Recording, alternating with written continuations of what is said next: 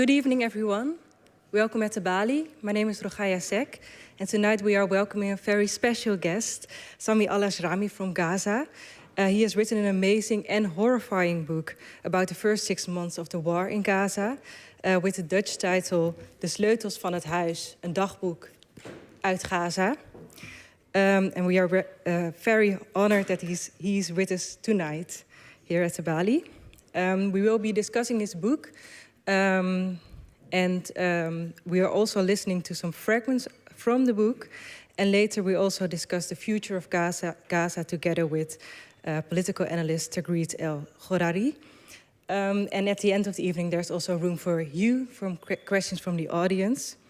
But first, I want to give the floor to NRC journalist Leonie van Nierop, former correspondent in Israel and the Palestinian territories from 2011 to 2014, where she worked with Sami al-Ajrami and became friends with him. So a warm welcome to her.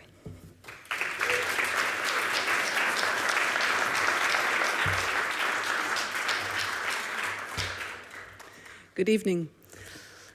When I was asked to introduce Sami al-Ajrami to you, because we are close friends, a zillion anecdotes came to mind, as we have been through so much together, especially in Gaza, from scary shootings to secret parties.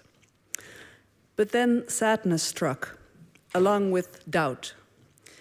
Because what's the point of telling you about the Gaza that once was, when it's almost entirely destroyed?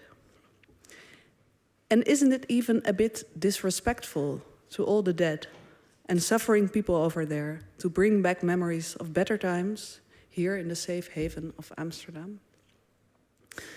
But no, I don't think so. I'll come back to that later.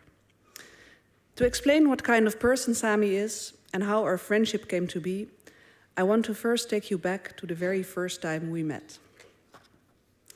In 2011, I was sent to Israel and Palestine as a correspondent for the Dutch newspaper NRC.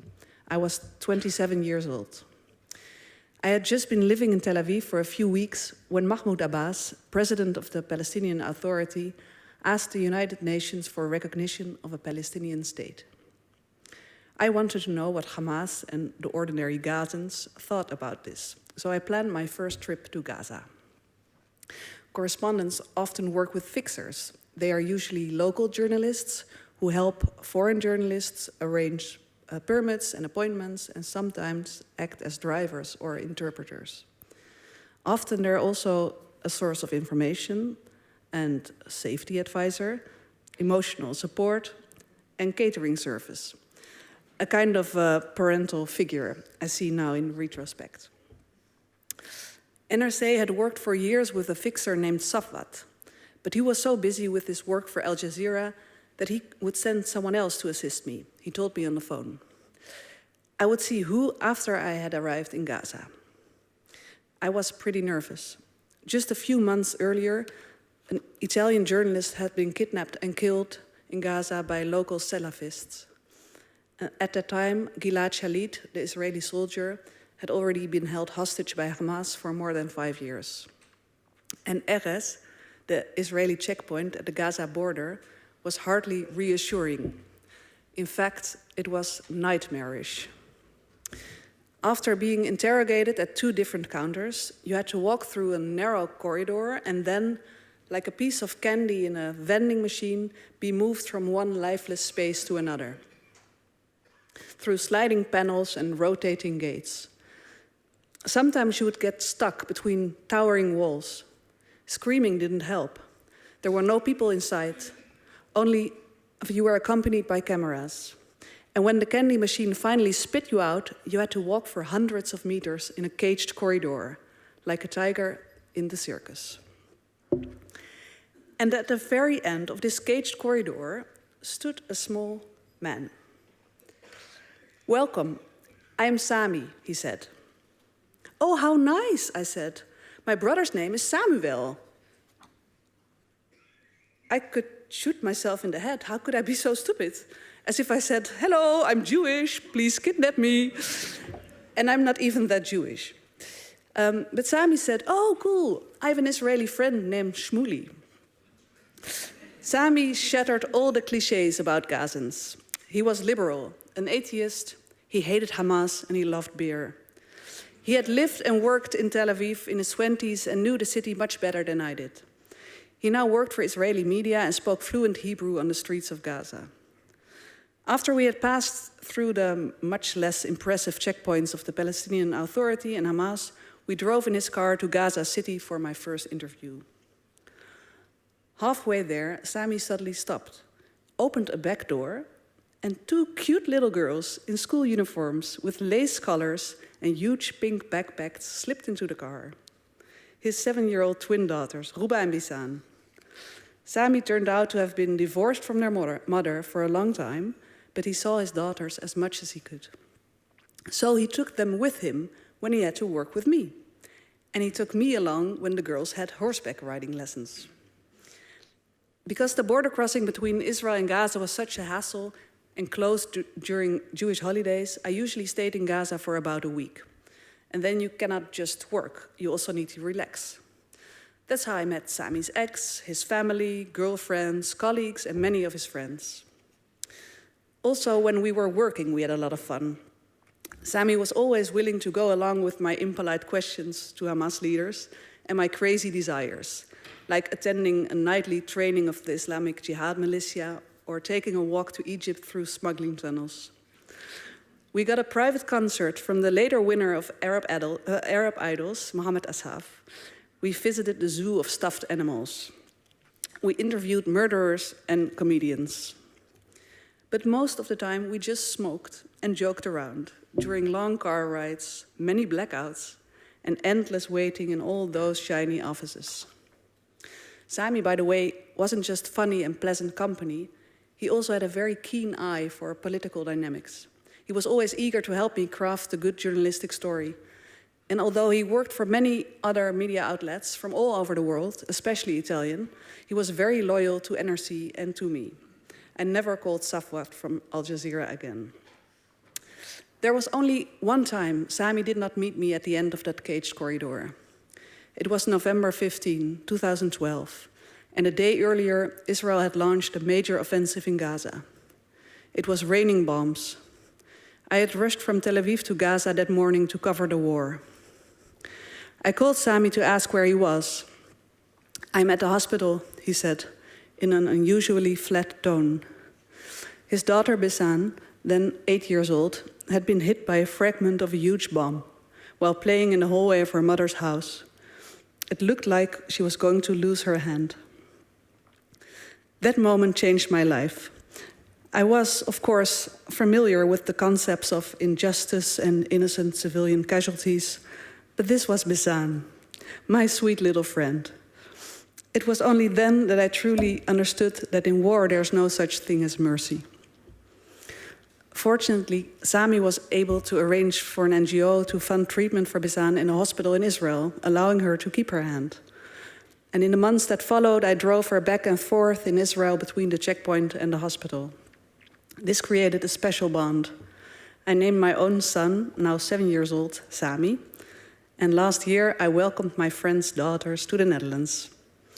They, now 20 years old, are sitting here in the audience tonight. And Sami Jr., my son, is now sleeping, inshallah. I would love to stop here and say, all's well that ends well. And that would be entirely in the spirit of Sami. He always says that everything is great and he's doing great. But when I called Sami in October 2023, he said, "I am not okay." He had already covered 5 wars from Gaza, but this was the first time he had to flee his home. He left with his parents, who already had been expelled from present-day Israel 75 years earlier. And for the first time, Sami's family members had been killed. 14 relatives, including children. This war was a different story. And that entire story is in a remarkable book that will be discussed in a moment, and that you all must buy and read. So I'll skip that for now. Fast forward to Cairo, May 2024. Sami had left Gaza a few weeks earlier, and I visited him in his apartment in the suburb the 10th day of Ramadan. And there, I found the same short man, Just as sensitive and funny, wise and kind, open-minded and independent. We were still good at making jokes about his love life, but he was also broken. He barely slept. The images kept returning of a woman who had been searching for her children in the morgue.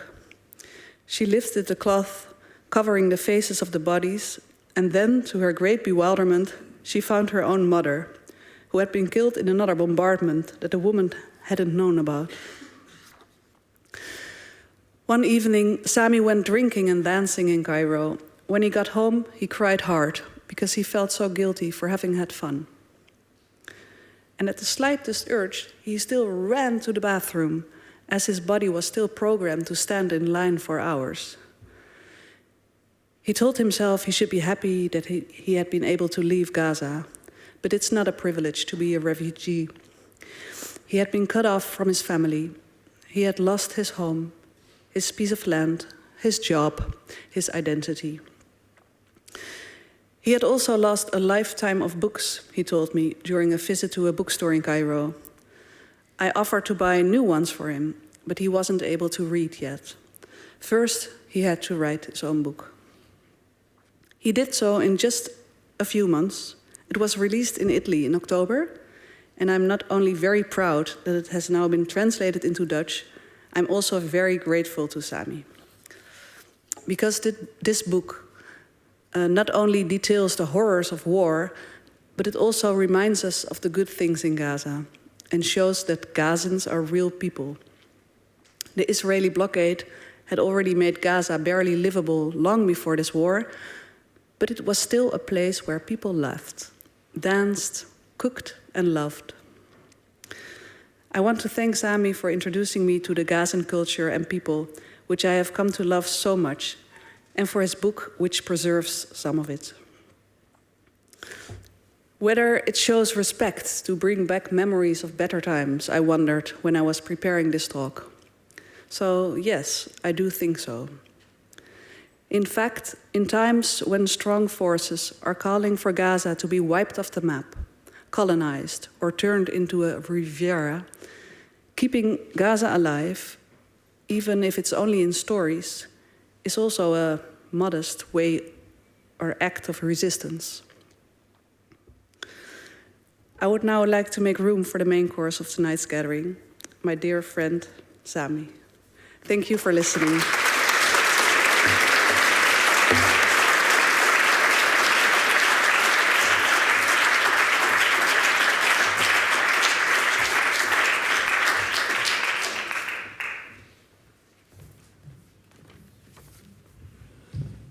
Thank you so much, Leonie, for this wonderful introduction.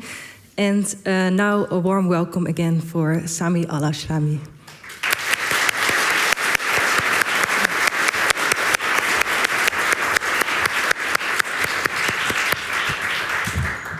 Welcome. So happy to see you all. I'm so sorry that Leonie brought all the memories that make me sometimes laugh and make me mostly cry, because the majority of the things that we used to do or love at that time does not exist anymore. Welcome, everybody. I'm so happy to see you. And how are you doing today? I have never in my life lived so much mixed feelings, contradicting each other. Sometimes I feel so happy that I have all these friends and people who I know for a long time, and those who I recently got to know, and I'm proud of this community, of these people that I did not expect. I want to tell you a joke, a small joke, that when my book was about to be translated into Dutch, I thought Dutch people are cold. Cold. Because they live in a cold place. But at the end, it seems to be that I was wrong. I was among the most welcoming and warm society and people who became strong friends, just like we know each other for a long time.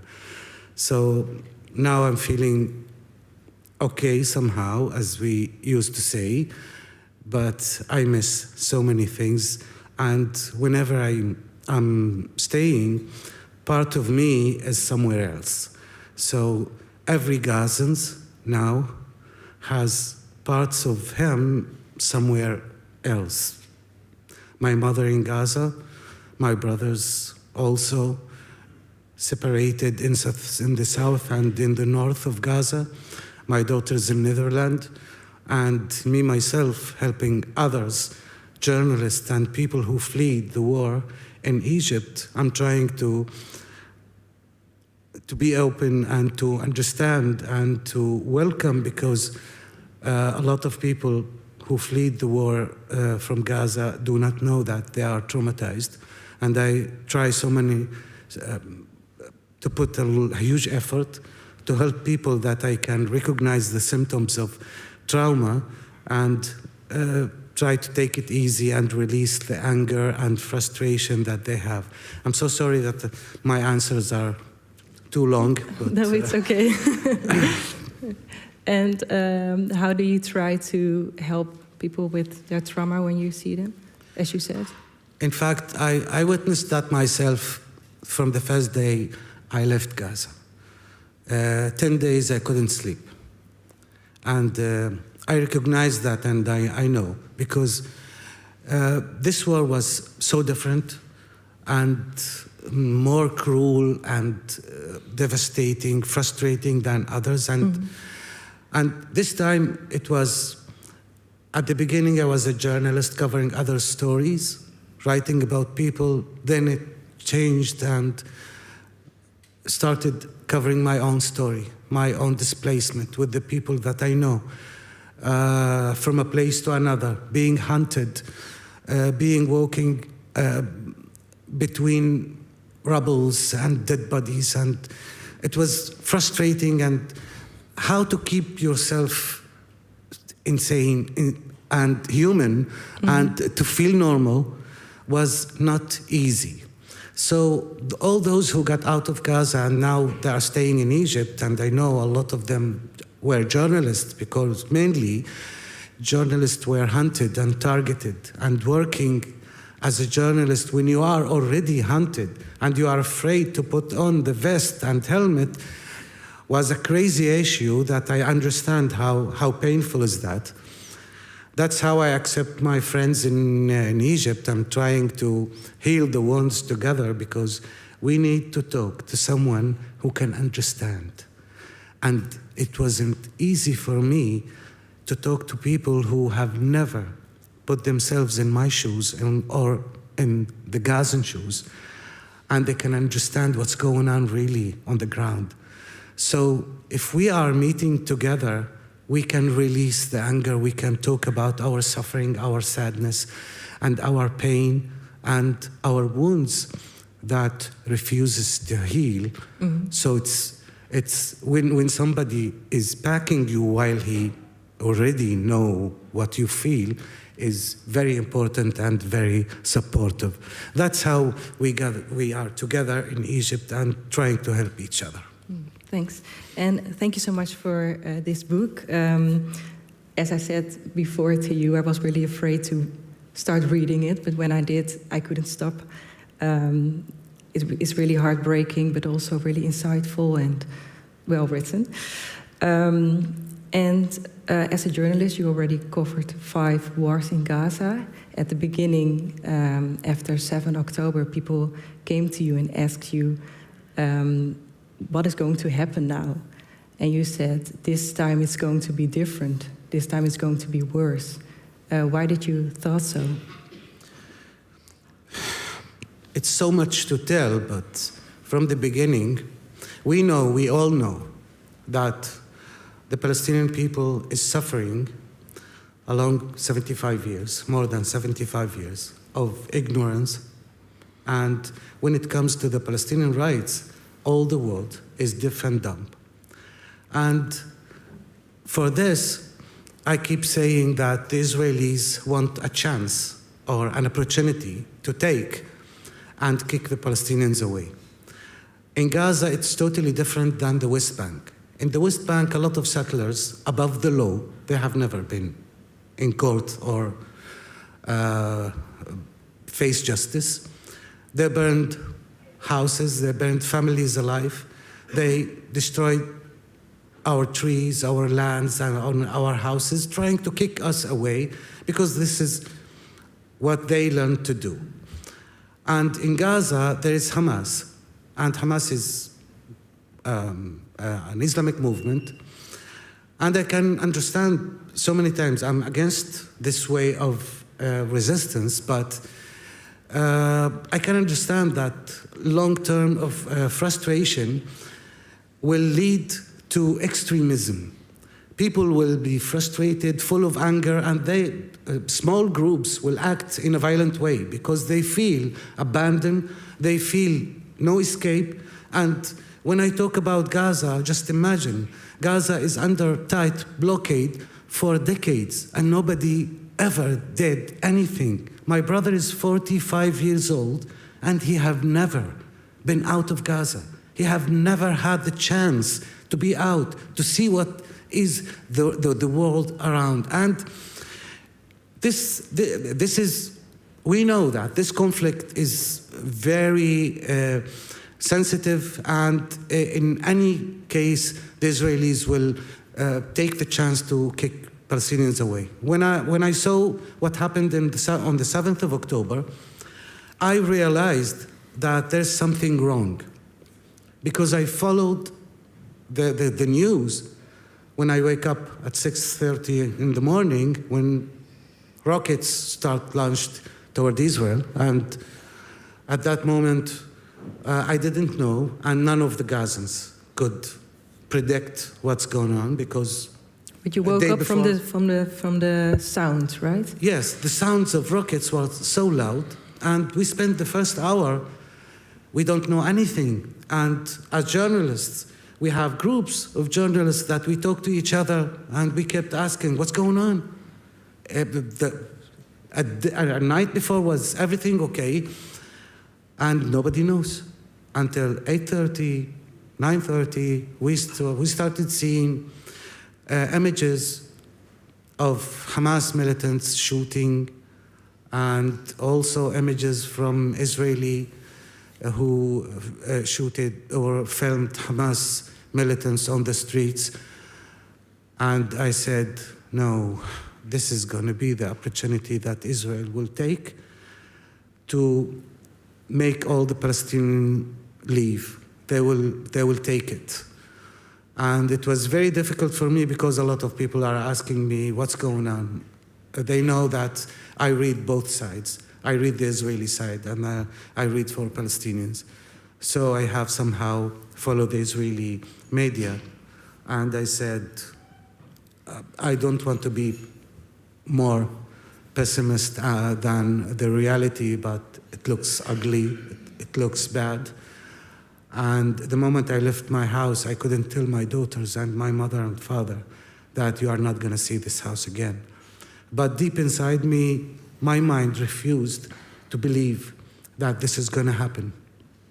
And until now, in fact, I still don't want to believe that I'm not going home, because the word home means a lot when you lose it. Now, nobody can understand what I'm saying, but whenever you are at work or traveling for a long time, the moment you say, oh, finally I'm going home, all the Gazans now have no privilege to say that, unfortunately. And that's what happened. Mm-hmm. Let's go to the first part of the reading. We have asked for Amro Kasser to read some fragments of the book. And he will read the book in Dutch to celebrate the beautiful translation, De Sleutels van het Huis, by Pieter van der Drift en Manon Smits. So Amro Kasser, please take the stage. Intussen overlijdt een andere journalist en vriend van me, Mohammed Abu Hattab. Wanneer onze collega Salman al-Bashir het nieuws live op tv te horen krijgt, doet hij zijn helm een kogelvrij vest af en biedt zijn borst aan. Vermoord mij dan ook maar meteen. Het is toch enkel een kwestie van tijd. Voor de oorlog waren er 640 officiële journalisten in het bezit van een door het Palestinian Journalist Syndicate uitgegeven perskaart.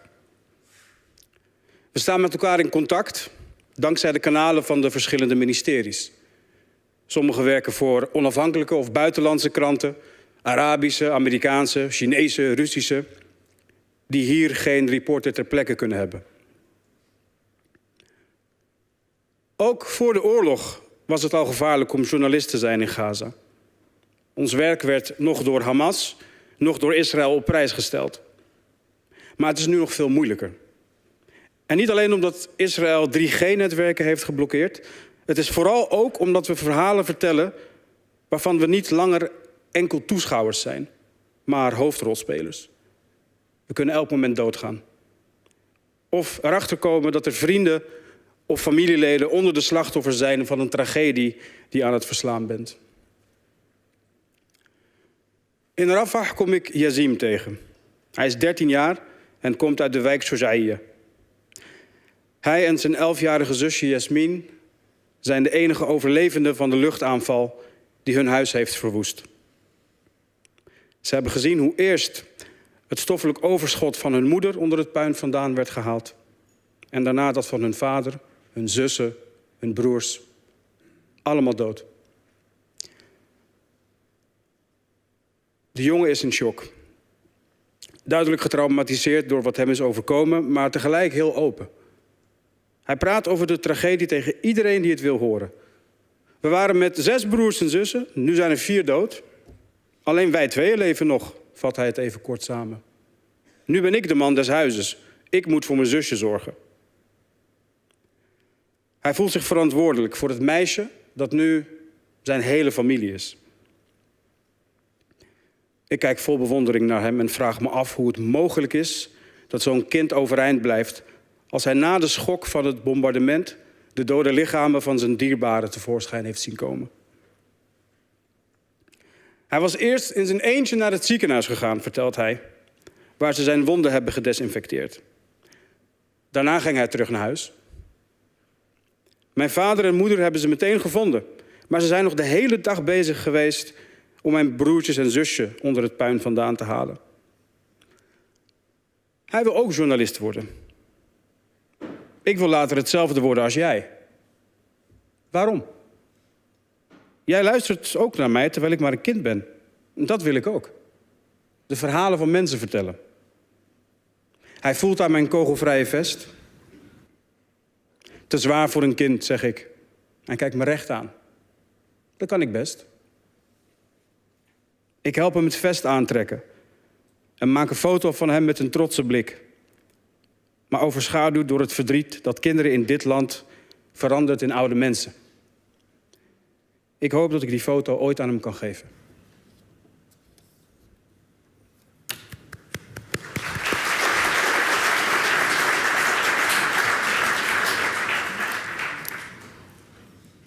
As a journalist, you have to ask people about their most traumatic experiences. Is there a right way to have those conversations? Maybe the first time I realized how tough is my job on others is when I had to answer the tough questions over and over again. And I feel that each time that I recall moments, specific moments, I open wounds that I wish I could heal and stop bleeding.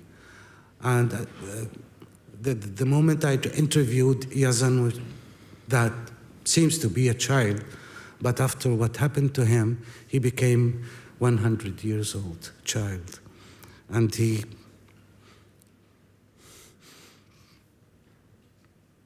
I felt how bad is our job as a journalist. I had to make him talk because I want to do the story. Do you think it's also good that he could tell his story to someone?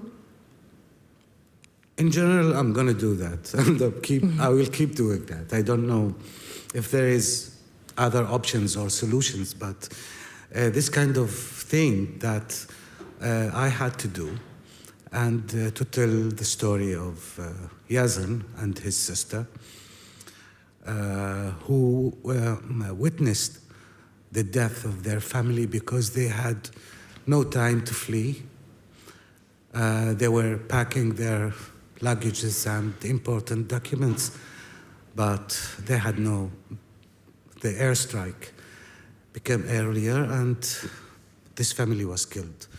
And he tried, or when I wrote the story, I figured out that Yazan still have hope that he can find his siblings still alive under the rubbles.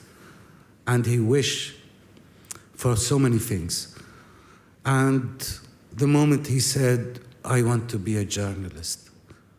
And I took my vest and put it on him and took him a photo. And he asked me to send him the photo. I was looking at him as a child with a deep trauma that I can't deal with, I can't handle. I don't know what to do, but at least I was trying to make him smile. And I understood that he wanted to be a journalist because these children have no voice. Not yet. And this openness of Yassim, is that exceptional, or do people are willing to share their stories? The majority are traumatized, and when we look at their eyes and faces and we ask questions, they don't reply, or they answer in a different way. They answer different questions. We immediately understand that they are truly traumatized.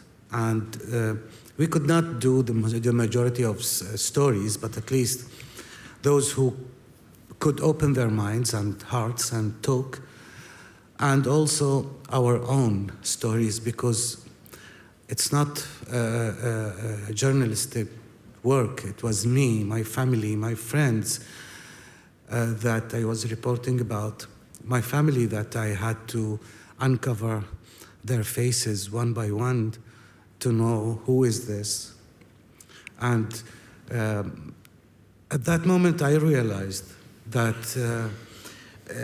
to do a story about yourself, about people who you will know, if they are close to you, is much more difficult and hard than doing a story about people that you don't know. So it's very difficult, because at that room, a huge number of dead bodies covered with white sheets, and you uncover faces and you keep crying, you keep, something is broken inside and keep being broken until at the end you sit outside and you feel helpless and useless.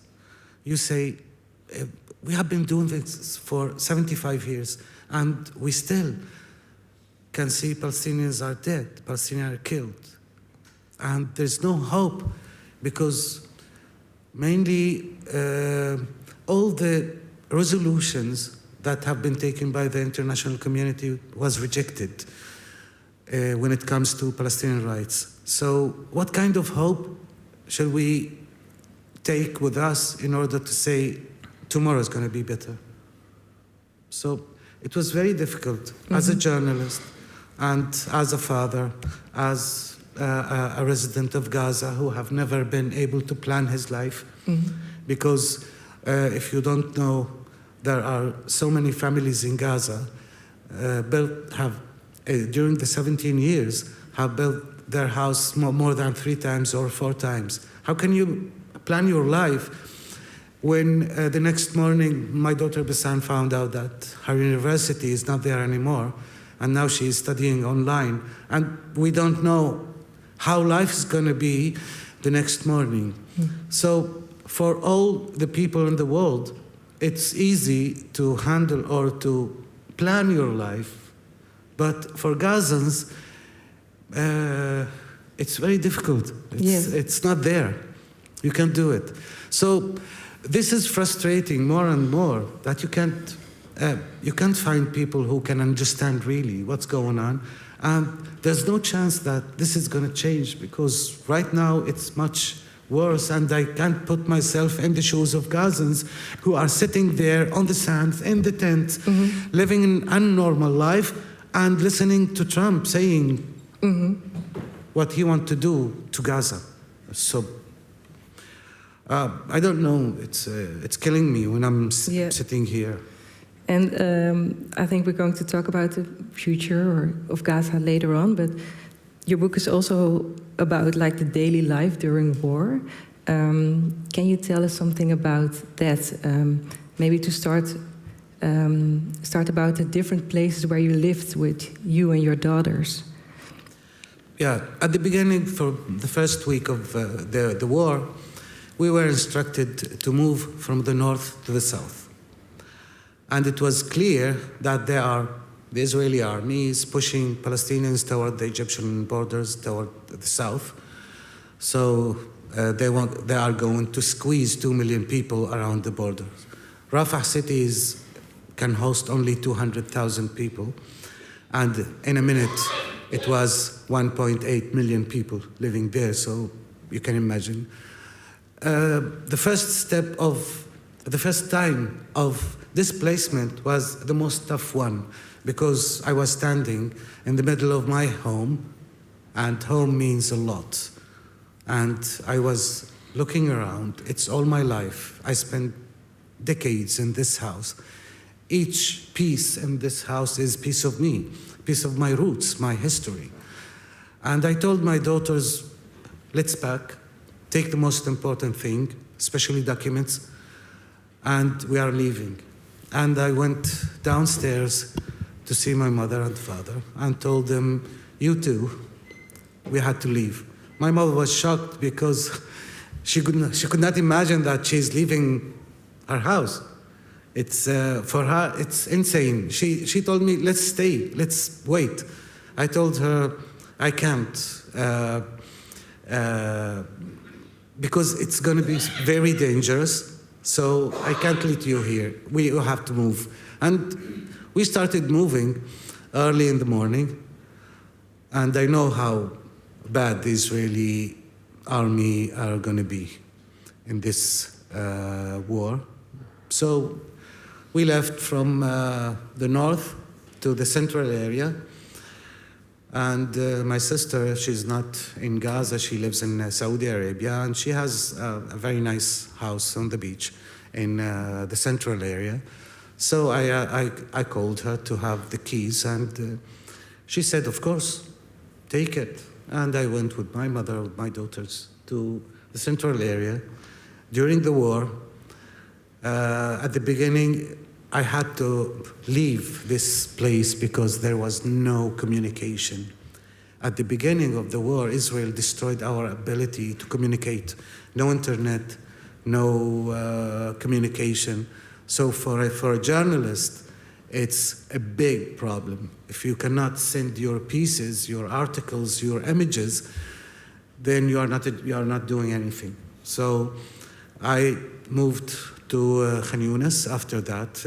I spent only 2 weeks in the central area, while I had to walk for a long distance in order to send one piece or one image. And then I moved to Khan Younis so I can... Khan Younis is the capital of the south. I love the city. I have so many friends there. So I knocked on the door of my friend and told him, I'm staying with my daughters here. And he did not realize at that time how dangerous it is to host a journalist, because it was only the beginning of the war, and it was not yet clear that they are targeting journalists. But at that moment, we fled from a place to another. I was displaced 7 times.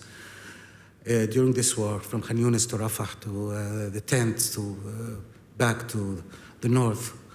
And it was very difficult to work as a journalist, and this thing turned from a daily story that I used to write into daily life of me and the 29 people that I'm talking about in the book, who I spent with them 4 months of the war. And we planned everything. We were packing each other. We were standing next to each other. Can you tell us something about that group and how people lived together?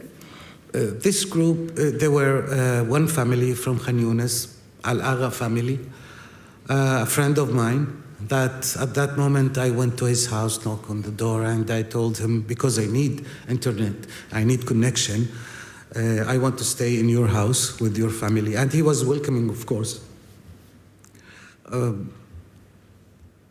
At that moment he said, you are welcome. He had also his uncles and part of the neighbors inside the house, because there was so many attacks and people are losing their houses. So they used to stand to each other and support each other to find a shelter. So we were 29 people in that group, elders and children. And from the beginning, we had to find, each one had to find his mission and to accomplish. Those who have to find medicine for elders who has chronic diseases, and if they don't find their medicine, they will die. So this is one mission that Tahir took on himself, and he was every single morning getting up and trying to find medicine for children, for elders, for chronic diseases, for everything. So he was the doctor of our team. Saeed was supposed to find flour in order to make bread, because we make it. And he had another mission to find wood, to set a fire, because there's no cooking gas, there's no fuel, there's no electricity. So we have to eat. So these are missions that was distributed, especially drinkable water. It was a very problematic issue to find water to drink. It was polluted because of the airstrikes, the water pipes mixed with sewage, so it was totally polluted, and all the desalination plants were destroyed, attacked, intentionally attacked. And then we understood that this is going to be a tough war for everyone. So this group, we decided to plan every step, because in Khan Yunis, it was the Israeli army came late after they destroyed the North and Gaza city, and then began the war in Khan Yunis, so we had to move. So I told them from the beginning, we have to prepare an alternative, because in a sudden, if there is started the attacks in Khan Yunis, we will be on the street with nothing, and we can't move elders. We have to take care of the children and the supplies that we already have. So we started planning the rest of the movements between a place to another, trying to find the shelter, and we started collecting money in order to build tents, to find wood, to find another shelter. So that's how it goes, step by step, together, and we became so connected, so strong, just like one family, together. Despite that, I'm a journalist, and to be among journalists, around the journalist, is so scary, but I've never had this look or doubt that they don't want me around, or they are afraid to be around me. They told me we have the same destiny. If we die together, it's going to be normal, because we are dying anyway.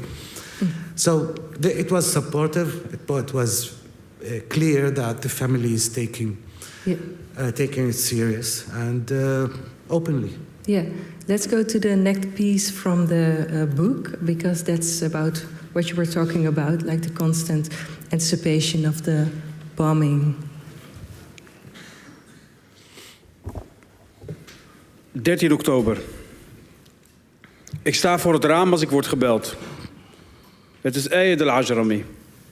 Een ver familielid die aannemer is en bovenal ook mochtar van de hele al-Ajrami-clan, die in Gaza heel groot is. Hij heeft een belangrijke rol binnen de clan.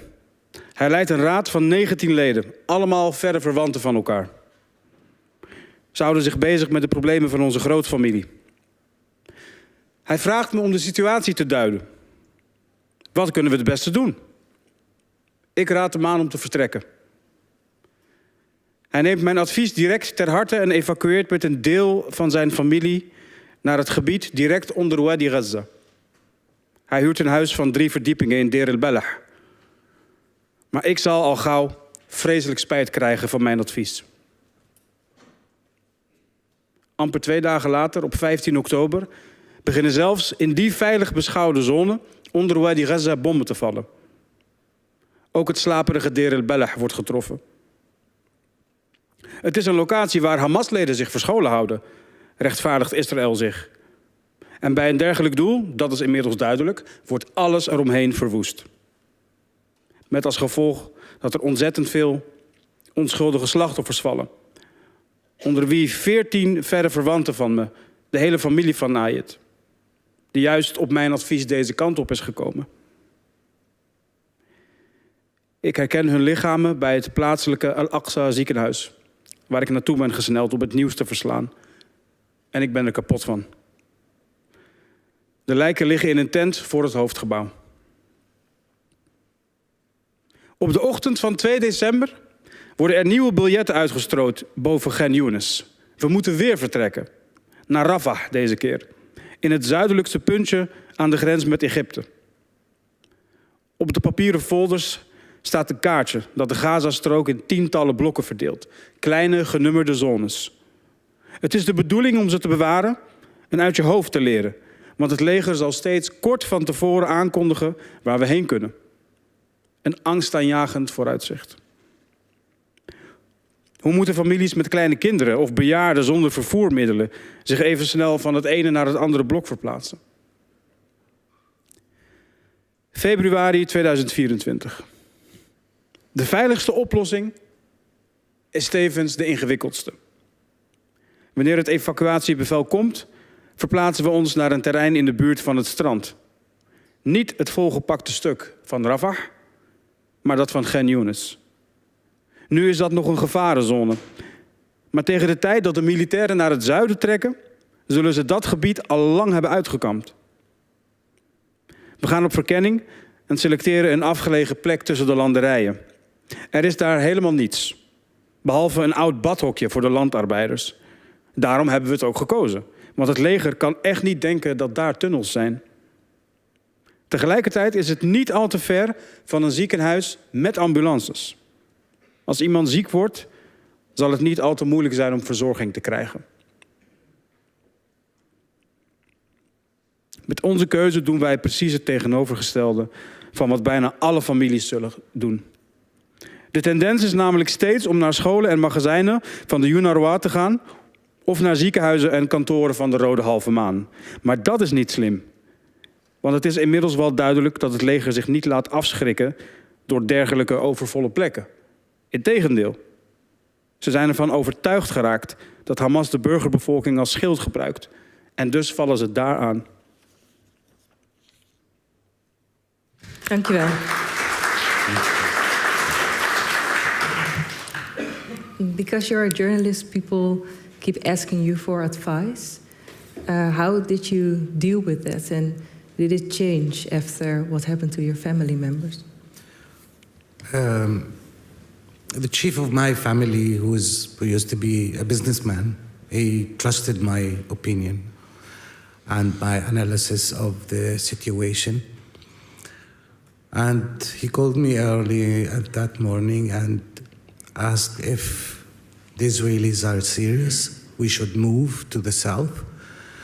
And I told him it's much serious than you ever can imagine. And he decided to follow my advice and to move to the south. He took all his extended family and rented a building, 4 floors, and decided to put his sons with their wives and families inside that building. 2 days later, this house was targeted, and 14 of his family, including him, they were all killed. And since then, I stopped giving any kind of advice to anyone because it's a huge burden. It's something that you suffer from, and you feel responsible and guilty that you said so, or you have any connection with it. So it was deep inside. It was painful for me when I uncovered the faces of the people who I advised to move, and they were killed. It was, for me, crazy. And then I stopped talking or giving any advice, even to the community that I spend most of the time with. I kept saying, let's do what we think is right. So let's share all the ideas, everything, and let's follow our instinct. Because if I say, I can't say anymore what to do. So I let them say what they want, and we decide together what to do, and then face it. And what was the moment that you decided to try to get your daughters out of Gaza? In fact, when I sent my daughter out, managed with all the amazing friends I had outside to help me to get them out, it was a relief. And I felt free to keep working as a journalist, despite all the killing and destruction and the targeting even. At that time, I stopped putting the vest and helmet because it was so dangerous, and every day we buried new colleagues with their families. So it was very tough, but I said, it's time to, this is my job as a journalist. Until one day, which is the very sad moment I had in Khan Younis city. Khan Younis is the capital of the south. It's a very beautiful city with a lot of ancient sites. I love the city, and I have a lot of friends and families there who I know. I spent a lot of time in that city. The Israelis decided to attack, and they started attacking the city. And after 1 month of daily airstrikes, bombardment, destruction, and the first time I see huge destruction and using 6 tons of explosive on buildings. After the withdrawal of Israeli troops from Khan Younis, I was one of the first journalists who came to the city to cover. And I was about to do a story about what left in Khan Younis and what happened in Khan Younis. And I was walking among dead bodies that still under the rubbles. You can see hands, legs, and parts of the bodies. And the smell was so strong. And we were in a tough condition because for a long time we were under starvation. Israel used starvation as a weapon against us, so we could not move. And at that time I was walking because there is no fuel, no cars, no transportation, so it was a long distance. And I was there looking around, looking at the city, and I felt that I can't do this anymore. I can't see my cities, my places, my memories, my roots are pulled out. And at that moment, because I did not see with my own eyes what happened to the north, so I saw what happened to the south. when I was there. And at that moment, I had the keys of my house in my pocket, because we always think about going back. At that time, when I saw the destruction, and I started thinking about that the history is repeating itself, and my grandparents used to hold their keys and ask and demand for the right of return. And I said to myself, oh my God, am I going to do the same? Is this going to be the same? But I'm a refugee in Gaza. Originally, my grandparents are from the Negev, Beersheba, and they dreamed of going back to the original cities and towns. And now I am a refugee. This dream have never come true. And I'm displaced again, and I might not be able or get back to ask for the right of return to Gaza. And we forget about the original cities that we came from. So it was very painful for me to think about this idea at that moment, among this situation that you cannot imagine. For you, maybe it's lines in the book, but for me, it's images and smell and a situation that I was dragging my feet in, deep in the dust, and situation that it's totally absurd. In general, you see rescue teams are working to get people from under the rubbles, but in this case, I know for sure that there are so many people under the rubbles are still alive, but no one can get them out. In this dilemma, I decided that I can't see my country in this way. I can't deal with this situation anymore, and I will leave, because I have no nerves and no ability to deal with this situation anymore. And that was the moment that you decided that you were going to leave yourself. Yes, and that I'm leaving myself. And before that, there was also a moment that you decided that your daughters had to leave, or that you always thought they have to get out of here when it's possible. As Leonie described, Bisan was injured in 2012. And since then, she had this trauma each time that there is bombardments, airstrikes. And from the beginning of the war, I was the main burden, the main heavy thing that I have inside me is to save my daughters, to send them away. Because they cannot handle this situation, and it was tough war. I have never been in this situation before. So the main mission is to get my daughters out in order to start working free. After they are out, and I said, okay, I'm going to keep working, because I thought it's going to be easy. But after the attacks in Khan Yunis, it was more than I can ever describe. What I saw, what I felt at that time, and that decision that I can't see these images anymore. It was over my ability to stand. And how did you manage to get out? In general, because those who do not know what is Gaza, Rafah crossing was the only gate that connects us to the world. In the other side, there is Erez crossing that connects Gaza to the Israeli side. And after the Hamas takeover over the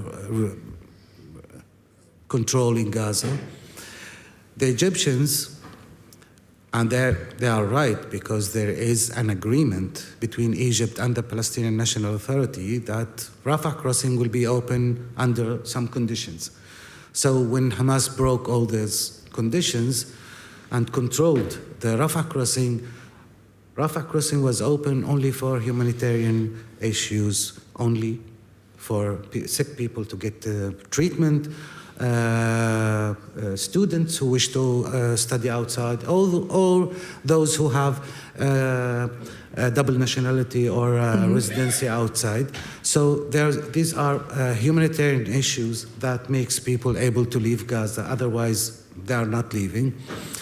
And there is one thing that people could do at that time is to register through a VIP company that helps people, businessmen in general, to leave the Strip. They offer them that kind of condition. So it cost a lot of money. So I decided that I need to leave. And I went to the company, registered, and as so many Palestinians in Gaza who managed to leave, I left just like them. And later on, 10 days after, the whole Rafah crossing was destroyed, the terminal was destroyed, and the Israeli bulldozers and tanks destroyed all Rafah city. And if I saw that, also for myself, I would be dead now.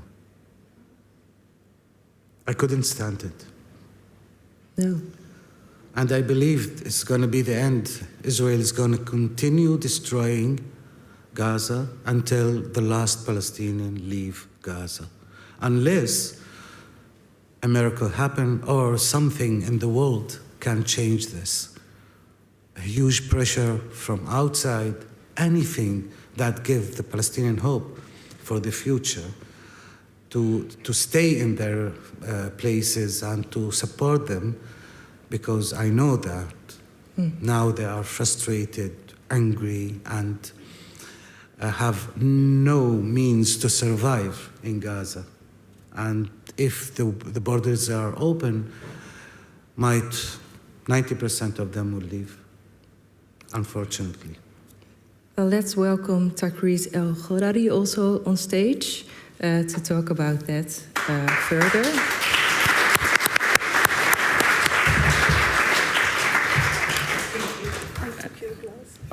Oh, thanks. Sorry. Is a Palestinian political analyst and commentator. She was born in Gaza and worked as a journalist for various media, including the New York Times, where she was a Gaza correspondent for 8 years.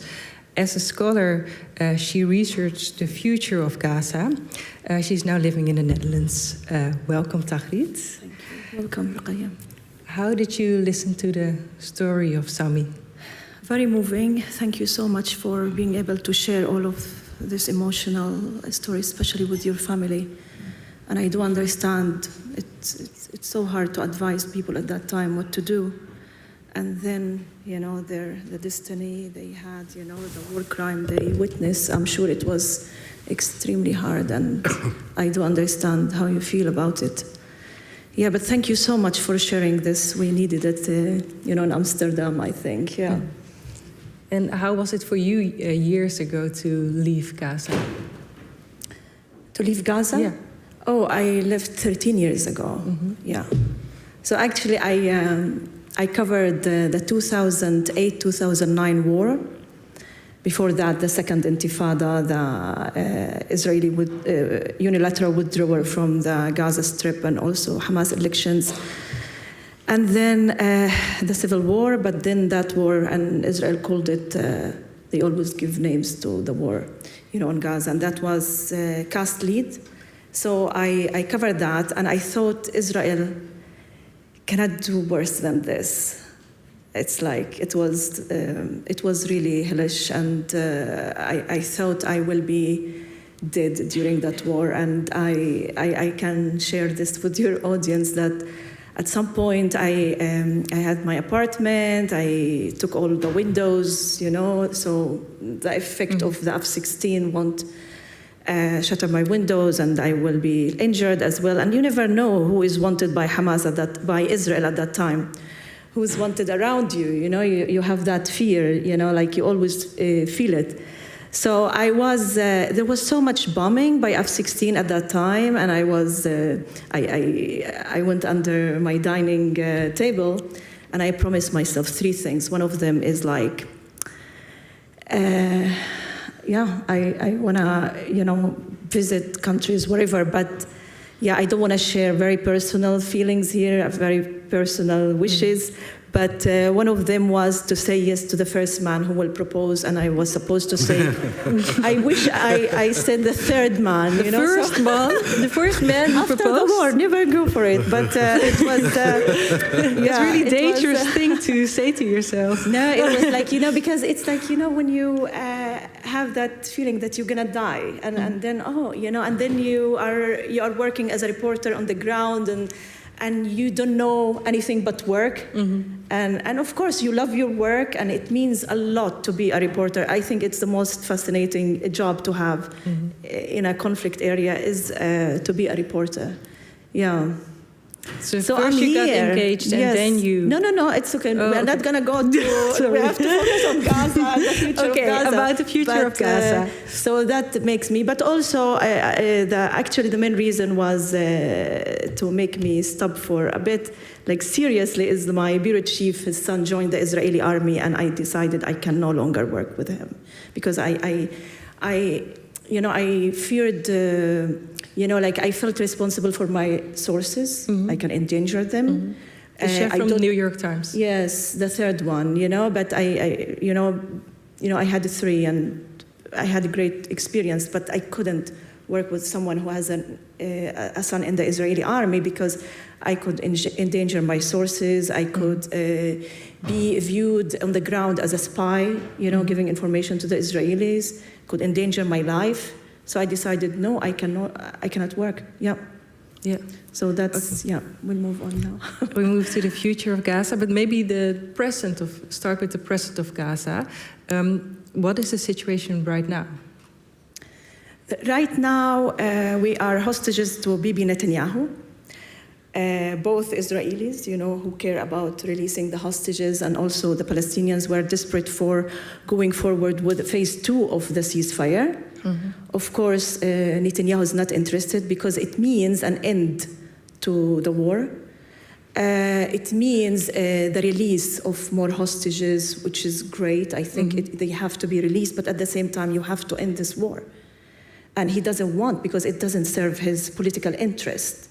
And it's extremely very sad that both Israelis and Palestinians are hostages to Bibi Netanyahu now.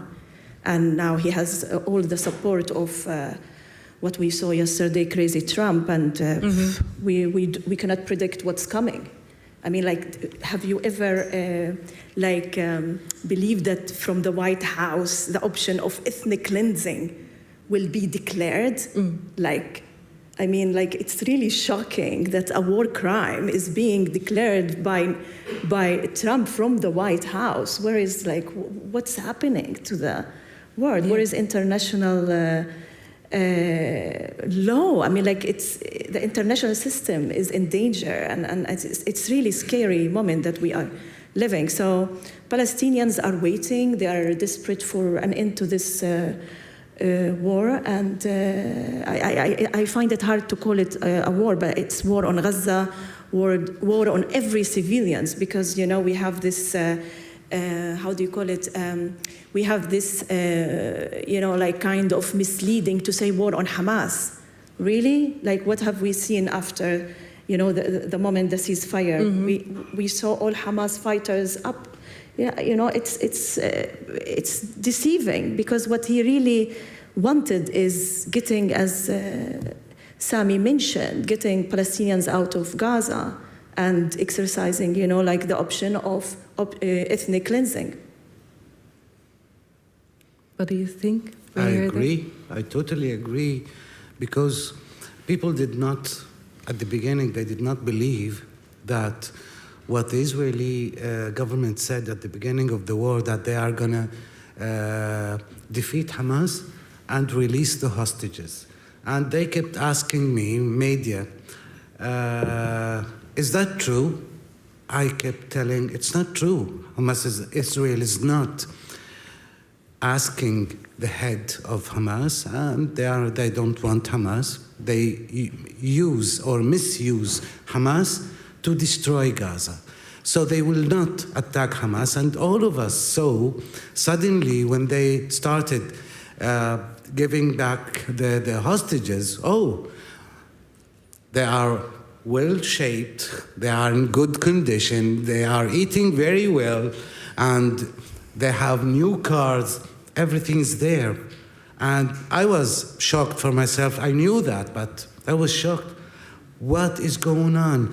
The whole war was against civilians in Gaza, was against the people in Gaza to use huge pressure on the civilian community to make them flee, to make them run, and never was against Hamas.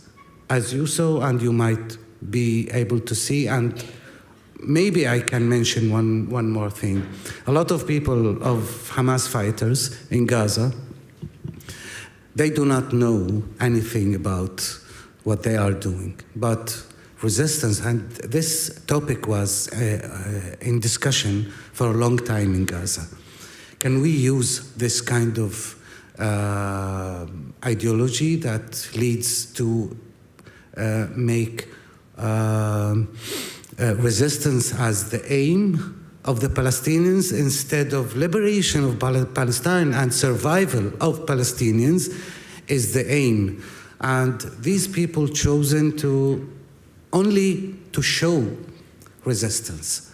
And that's what affected our cause and affected us, but that doesn't mean that the Israelis are innocent and they are okay, they are not brutal.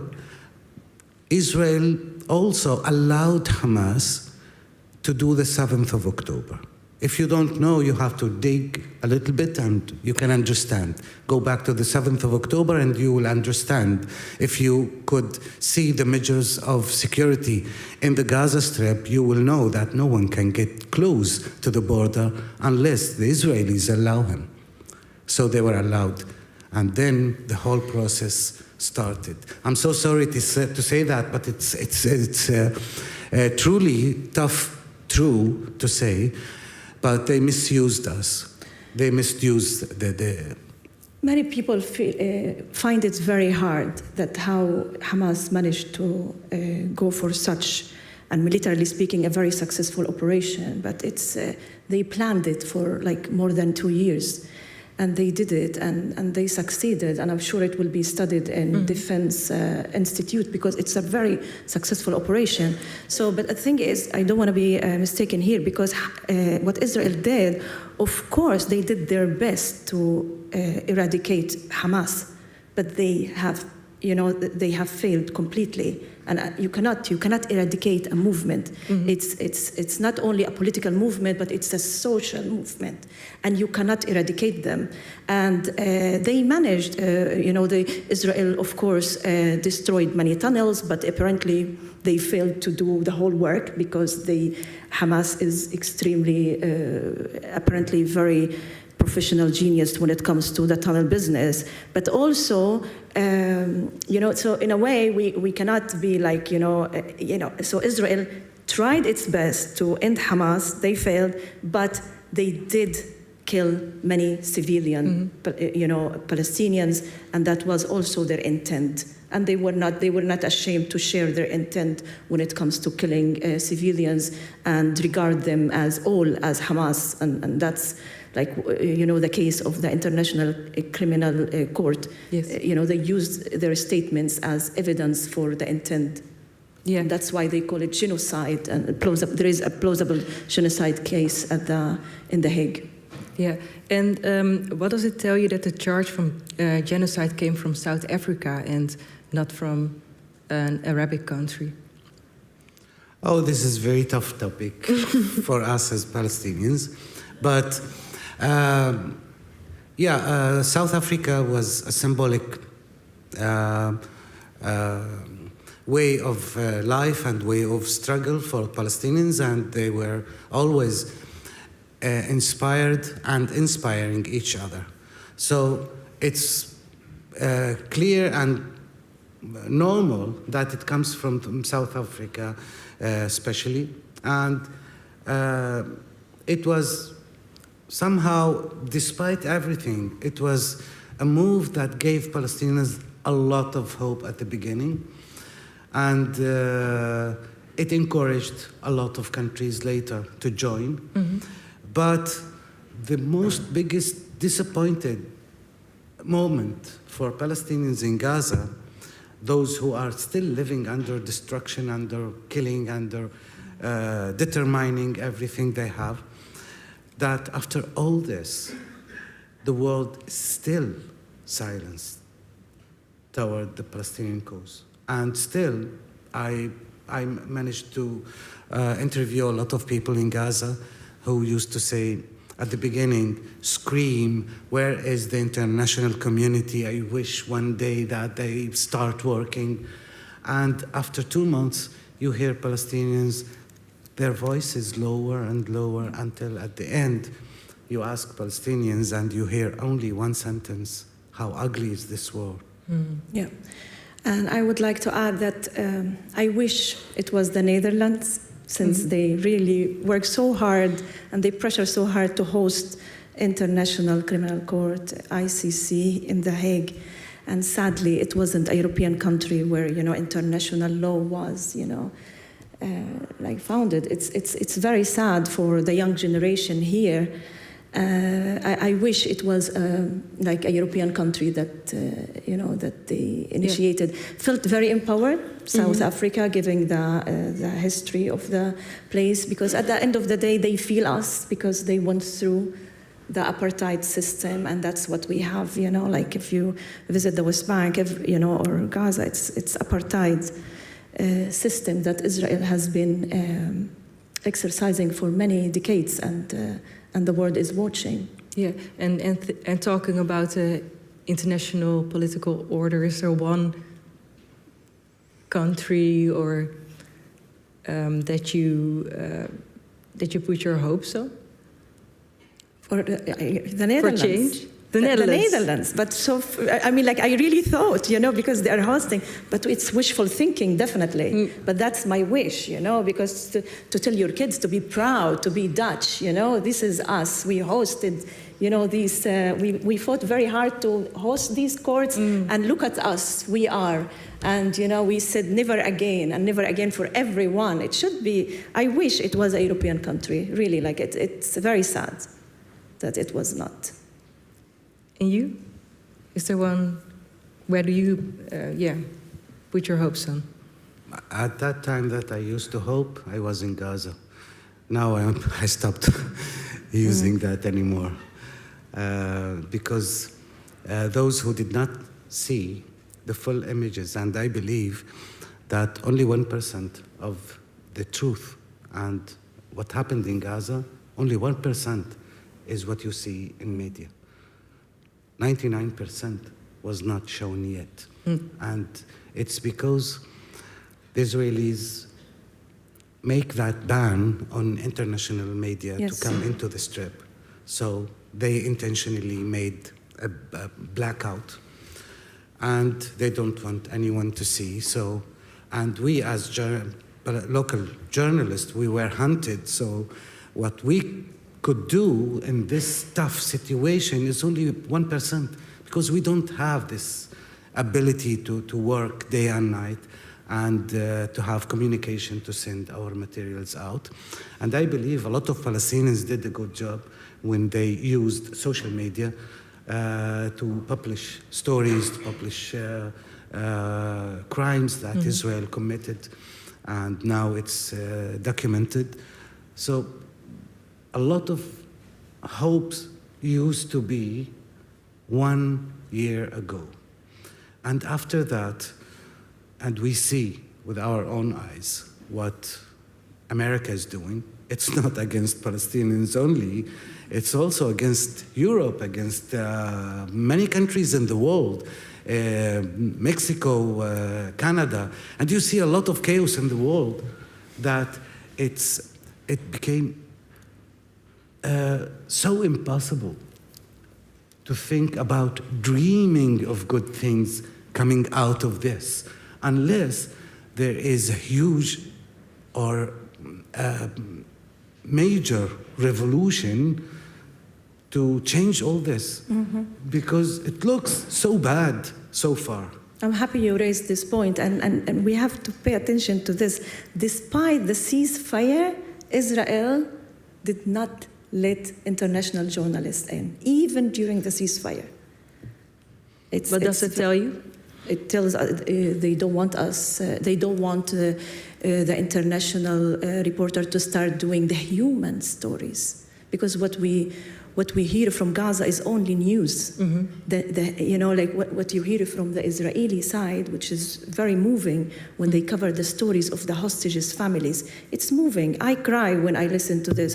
I feel it. But when it comes to the Palestinians, there are no human stories. No human stories. Why? Because there are no reporters on the ground. Because for a human story, you need to be on the ground. You need to spend time with families, with the injured one. You need to be everywhere to bring it to the outside. And now we just cover it as news items and numbers. And it's very, very sad. Yeah. Well, let's go to, because we have this book, we have this story. Let's go to the last piece from the book.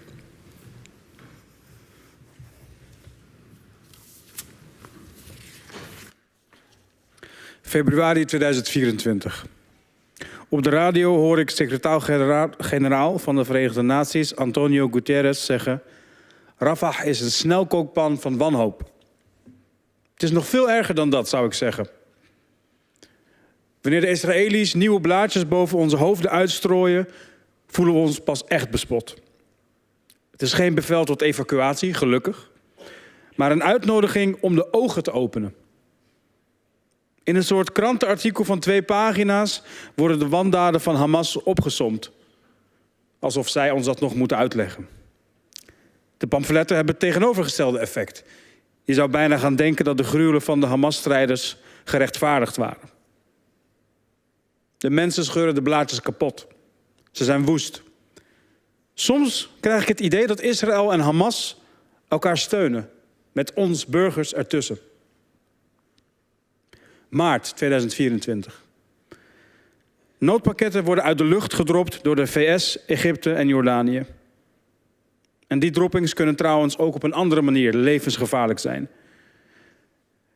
Door de wind komen veel parachutes in zee terecht. Het is verboden om die te gaan halen, want vissers en gewone burgers mogen niet met een boot uitvaren van het leger. Toch zijn er waaghalzen die op vlotten proberen de pakken te gaan opvissen. Maar ook als dat lukt en ze niet worden beschoten, dan zullen ze op het strand een dreigende menigte aantreffen die misschien nog wanhopiger en hongeriger is dan zijzelf. Ook dat is een oorlogsstrategie. Israël wil de wereld laten zien dat wij, Palestijnen, agressieve barbaren zijn die elkaar gewoon de kop inslaan voor een beetje eten. Ik bel met een neef van me. Hij is een gewaardeerd tandarts die in het noorden is gebleven omdat zijn vrouw een ernstige longziekte had opgelopen door alle giftige dampen die ze tijdens de bombardementen heeft ingeademd. Sinds 5 dagen eten ze alleen nog maar gras, waardoor ze buikpijn krijgen. Hij bevestigt dat ook daar droppings met hulpgoederen zijn en dat rondom elk pakket weer chaos ontstaat. Ik zal sterven van de honger omdat ik niet barbaars genoeg ben om mensen in elkaar te slaan die net zoveel honger hebben als ikzelf. 29 maart 2024, de 3e dag van de Ramadan. Niemand die ik ken doet zelfs nog maar een poging om in de buurt van die pakketten te komen. Veel te gevaarlijk. Alleen de meest wanhopigen die door de honger agressief zijn geworden, weten hun handen erop te leggen. Of degene die bendes organiseren, van jongeren die nergens voor terugdeinzen. Criminelen dus. Hamas omschrijft de droppings als gewelddadig en zinloos. Maar we zijn het beu om de woorden aan te horen van figuren die veilig in de tunnels of in het buitenland zitten. Ze zeggen steeds dat Israël de oorlog aan het verliezen is. Geen idee wie er dan aan het winnen is, maar wij burgers in elk geval niet.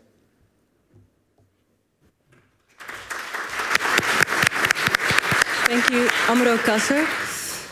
I want to take a look at the audience if there are any questions.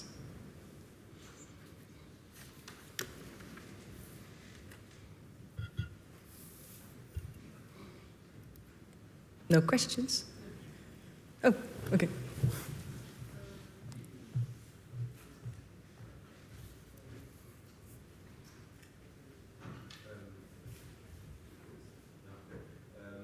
Alf shukran.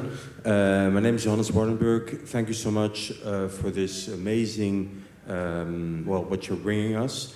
Could you just give some information about the connection with Italy? Because you wrote the text, or I mean, the text was published initially in Italian. I mean, do you know Italian yourself? And did you meet Vittorio Arrigoni when he was in Gaza in the years 2000? Thanks. Yes, you brought a very sad moment for me, because I saw Vittorio Arrigoni and I met Vittorio Arrigoni in Gaza. He was a fighter. He was shot by the Israelis several times because he was defending farmers next to the border. They tried to kill him, and I believe Israelis managed to kill him, because they don't want anyone to be encouraging people to save their lands and to plan their lands. I saw Vittorio Arrigoni when he also got killed, and maybe I'm the only journalist who managed to see him and say goodbye to him at that moment. But it's very, very, very sad for me, and I want to get back to Italian. I work for Italian media for 12 years, and or more than that. But unfortunately, I'm so sorry that I don't speak that good Italian. But how this book became in this way, it was a long story, because it wasn't planned from the beginning to be a book. I work for the Italians, and since I lost my ability to write and send to the newspaper, we started doing the articles on phone. And each article took me at least 3 hours to deliver because of bad connection all the time. So I delivered these articles in English on phone. Anna Lombardi, she's editing with me this book. She was on the phone on the other side in Italy, and she was writing in Italian. So I was speaking English, and she was writing in Italian the whole diary every day. And also the foreign desk in Italy, they were, of course, they said, we are here for you whenever you can, so we are willing to have your report. And they felt very important, because I'm the only voice from Gaza to the Italians. So I was delivering articles for ANSA news agency and also La Repubblica newspaper. And that's how one day all these diaries and articles became a book by a chance. And Anna Lombardi came from Italy to Egypt, and we started working on the first chapters of the book after a while in May 2024. So that's how the situation dragged us by a coincidence into the book. So to have it clear, at the beginning, you were just giving your diaries, but you were not already thinking that it was going to be a book. Yes, at the beginning, it was only reports and articles that I used to write about others, about stories, about people who are around me, and then it became so personal because I was talking about the people around me, the people I'm starving with, I'm talking about how I managed to bring some food, how I managed to get some drinkable water. And it was written by the stories. Next to the story that I'm telling, La Repubblica, they used to get my story and put it in the article. So they were looking at this work in a way, and what made it a book is the people, the Italian people, who used to send comments to me and to the newspaper. And I got comments from Italians who have decided not to read La Repubblica, and they sent me messages saying,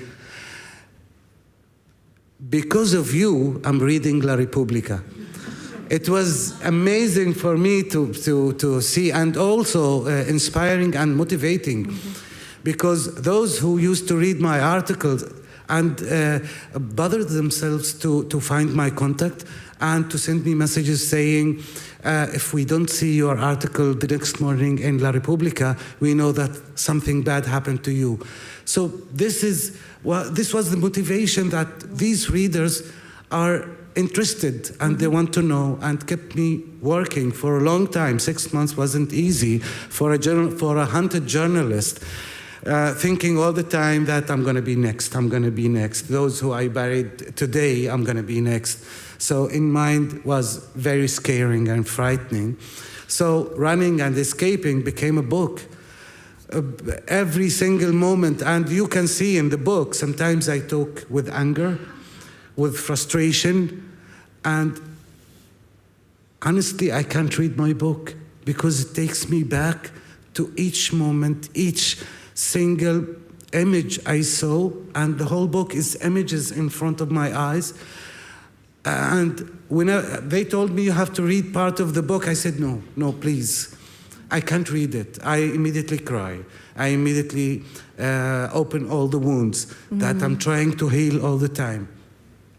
But I'm willing to listen, and Leonie made me go crazy because all these memories of Gaza, I love Gaza and she knows, and I used to take her to the most lovely places in Gaza, and I used to be proud to show her the ancient city, the museum, the most ancient church we have, and we have roots. When the Israelis started the war, you don't know, they started with the roots. They started with the most ancient places in Gaza, and then I realized it's erasing our roots. They are killing us. It's not only buildings, it's everything for us. At that moment, it was crazy for me. So everything I said in the book was really a diary and really a moment of truth, because sometimes it changes. So this is the mood that used to be in the war. Another question here. Is there any hope left for Gaza? And is there a future of Gaza with Hamas? First, I want to say something about Hamas. Everybody knows that I'm against religious movements, but I can understand that people get frustrated. People, after so many years of suffering and ignorance and unfair world towards the suffering of the Palestinians, for sure you will see a lot of movements who get angry and go out to fight in so many ways. They will use everything. And I believe not only me, but I can tell about the voices I hear from Gaza since the beginning. Hamas reflects only 10% of the Gazan community. And the population there, when the war started, they started a discussion among the first 2 months saying, we've been through 5 major wars on Gaza, and at the end of each war, we say, we lost our houses, we lost our opportunities. Some people says, we managed to put the Palestinian cause on the table. But sometimes you hurt the ability of Palestinians to survive, to continue. Because how many years can you stand it? How many years can you fight? And is your fight gonna last forever? Aren't you gonna see one day of liberation, one day of self-independence, one day of planning as normal people to plan your future?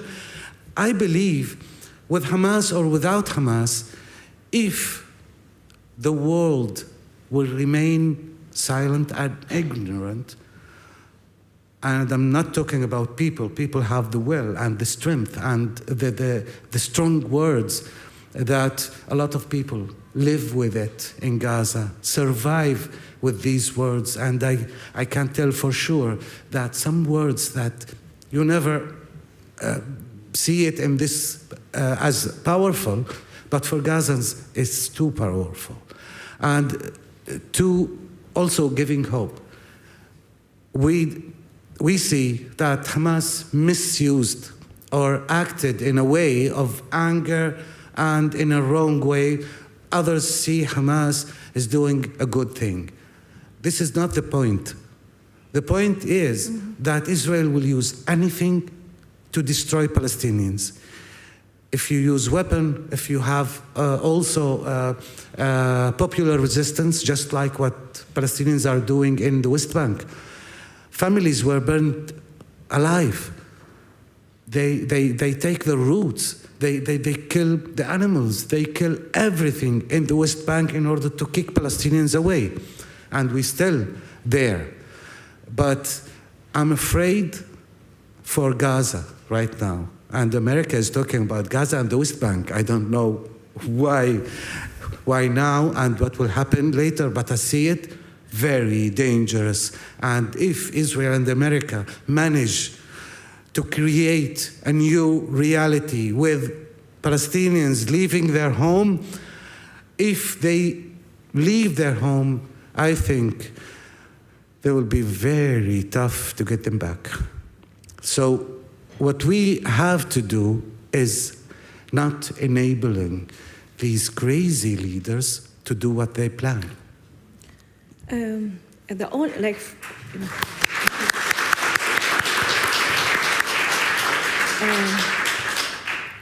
Thank you, Sami. But also, the hope is the people on the ground. You know, if I speak of about my family, part of them never left Gaza City. Part of them moved to the middle areas, but back to Gaza City. And part of them in Cairo, and they are waiting to go back. So they are attached to the land. So this is kind of hope. But the thing is, you know, like, okay, what we have reached this because of the, okay, we have now with Trump, but we have reached the stage because of Biden. And we cannot forget what the Democrats have, you know, how they gave the green light for Israel to do everything without any respect to international law. So this is like something you cannot forget. But at the same time, the hope is like, it's so sad that Europe is not united because last summer, it was ruled at the ICJ that Israeli military occupation of West Bank, Gaza, and East Jerusalem is illegal. And the settlements in the West Bank, they are illegal according to the international law. So now let's hope that Europe will be united on this because they have to move, you know, with that regard. What does it mean? You cannot support any company that has like a base in these illegal settlements. And also, it's sad to say, but really the only hope for now, let us say, you know, Saudi Arabia, believe it or not, because this Trump can only listen to people with money. Money talks here. And they can talk to him. Lately, I heard the Saudi position, it's extremely different from before October 7. Their position is with a political solution to the Palestinians. There is no normalization unless there is a political solution, which is two-state solution.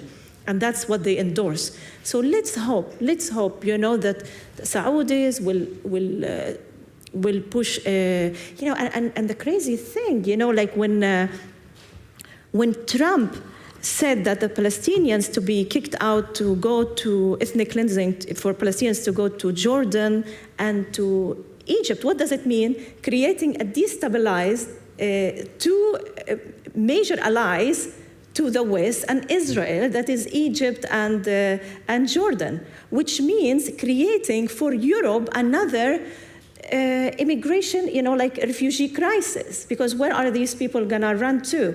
And imagine if Israel will let them go, like at some point. So this is very scary for Europe that is moving, that are against, refugee. You have governments that are against. So it's very bad time, and let's hope Europe now, after the show yesterday from the White House, that they will do something that is different. Yeah, I want to ask a question, but you already mentioned.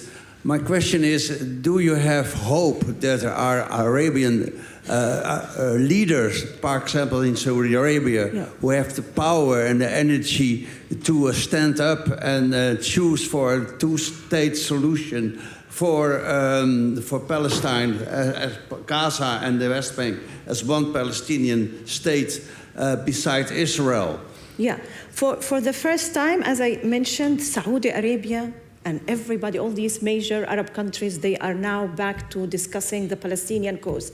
If we are thinking, what's the only positive outcome that came out of this genocide, it's that the whole world understands what it means to be a Palestinian and what does military occupation means. But at the same time, you have Arab countries now, not because they love the Palestinians, because it's endangering their national security. It's endangering national security to Egypt and Jordan to have this. What does it mean? Kick all the Palestinians out. So you will create instability that will endanger their interest. Therefore, now they are clarifying it, and they will come soon. 5th of March, there will be the meeting by Arab countries, and they will come out with their unified statement. The sad part here, it's like, why in hell? Israel, not Israel, it doesn't bother even. Why in hell, Europe has to pay for reconstruction of Gaza, or the US, or Arab countries, when Israel is the one who, destroyed all of Gaza. And because Europe invested so much with the infrastructure also, in a way, we're there. And if you go to many streets in Gaza, many cultural institutes, and Europe is there. And everything is destroyed by Israel. And now they want to have, what is the guarantee that Israel will not destroy it again? Because it's not the first time that Israel is destroying this. Every war on Gaza, they destroyed and rebuilt. And who pays? Europe. So I just wish that Europe will say, and know what Trump does, okay, Rafah crossing is okay, send Europe, send the money, send everybody there. Europe has to act as a player, not as a payer. And that's what I wish this will happen, we'll push them towards this, And again, to the point of Hamas, because now they are using it as a pretext. For God's sake, you cannot have internal security now in Gaza unless Hamas is involved.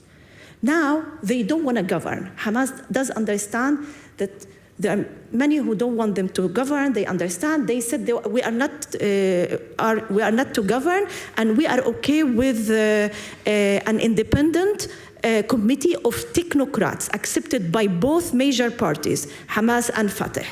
So let them run the place. But for the sake of internal security, because Israel, they went with this policy, destroy everything, and nothing. What happened after? What's the day after? They didn't come with that strategy, which means there is, who is on the ground now? Who do you see on the ground only? It's only Hamas. Where is the Palestinian Authority? only in the bubble that is Ramallah, not even in the West Bank. You follow what's happening in the West Bank. And the PA is, Palestinian Authority is extremely, very, very weak and cannot act as alternative to Hamas. Why? Because they are not being provided with a political option. Israel works so hard to make them weak, and the only thing the only card they have is security cooperation with Israel, which made them look upon as collaborator with the Israelis, and this is very sad. So the only hope is now, sadly to say, it's Saudi Arabia. Let's hope it's like money talks, and Trump can only understand with people with money. I want to add one more thing.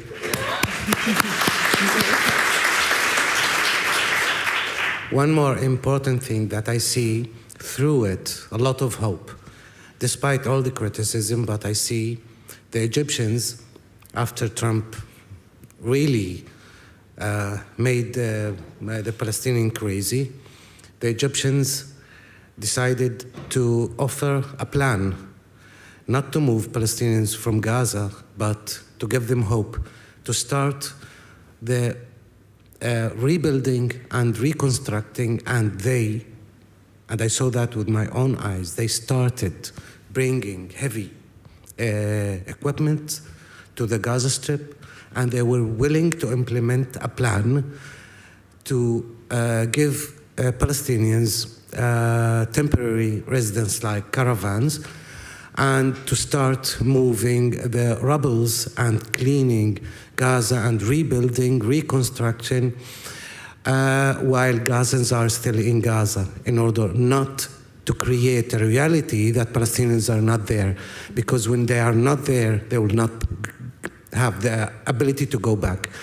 So at least I didn't see a lot of countries, a lot of people are supporting Egypt, at least to say, yes, this is a good plan, at least to show that the plan is not to move the Palestinians away, is viable and doable.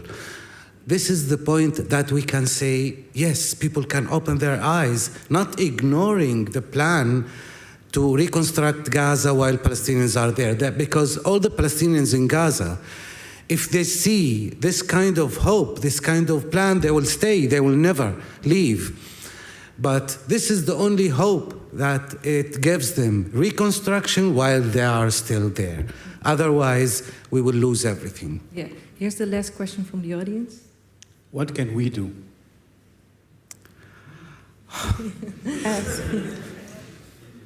Keep talking.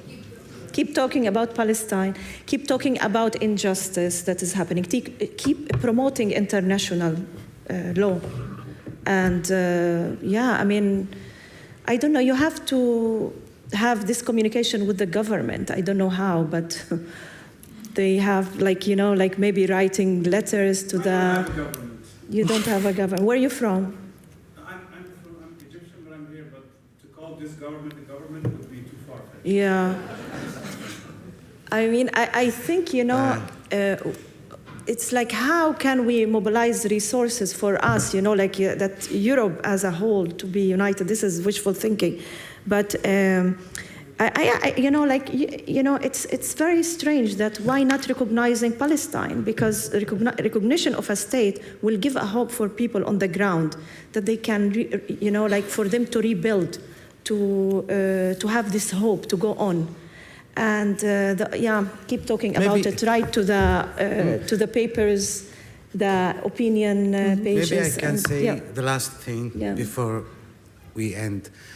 I saw when I left Gaza to Egypt, and I wanted to eat, and I did not felt any obligation because we were starving. So I was really in the mood to eat everything. And one Egyptian driver that I told him, take me to eat. And he said, what do you want to eat? And I said, anything. And I mean really anything. And we passed next to McDonald's, and I'm not talking about specific issues, but I found out that he's boycotting everything that connected to anyone in the world. He's stuck with his own idea of this is the way I can support. This is the only thing that I can support Palestinians. So I'm doing it. I don't have money. I don't have a lot of... No Starbucks, no McDonald's. So it's the only thing I can do is boycott. To these places. We don't, huh? We don't. And unhealthy. And you will never know how strong is your words. Words mean a lot. Even sometimes that you feel it has no impact or no influence, immediate influence, but there are 2 million people in Gaza waiting to listen to a word of hope. So sometimes you say it, sometimes on social media you say it, and it can be really giving people hope, inspire them to do a lot. So at least don't waste it. Thank you so much.